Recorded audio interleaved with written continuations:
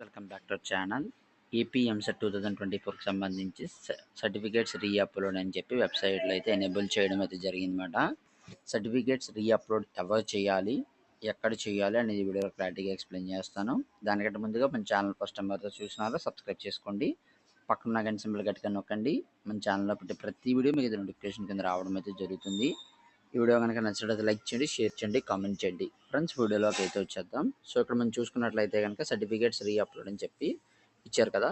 ఎవరు అప్లోడ్ చేయాలని చూసుకున్నట్లయితే కనుక know your registration application verification స్టాటస్లో AP CET hall ticket number enter చేసి డేట్ ఆఫ్ బర్త్ ఎంటర్ చేసి సబ్మిట్ మీద క్లిక్ చేసి ఎవరి అప్లికేషన్ పెండింగ్లో ఉంది, ఎందుకు పెండింగ్లో ఉందంటే సర్టిఫికేట్స్ అనేవి రీఅప్లోడ్ చేయాల్సి ఉంటుందని చెప్పడం అయితే జరుగుతుందో వాళ్ళనైతే సర్టిఫికేట్స్ అనేది రీఅప్లోడ్ చేయాలన్నమాట.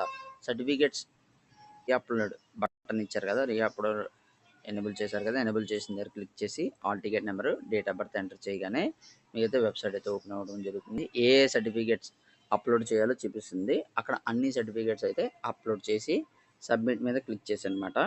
క్లిక్ చేసిన వెంటనే మీకైతే సర్టిఫికేట్స్ అనేవి అప్లోడ్ అయిపోతాయి. అప్లోడ్ అయిన తర్వాత ఒక 1 డే తర్వాత మీరు know your registration application verification స్టాటస్లో క్లిక్ చేసినట్లయితే కనుక AP CET hall ticket number date of birth enter చేసి సబ్మిట్ మీద క్లిక్ చేస్తే మీ రిజిస్ట్రేషన్ స్టాటస్ వెబ్ ఆప్షన్స్కి ఎలిజిబిలిటీ వస్తే మీరైతే ఎలిజిబుల్ అయినట్లే.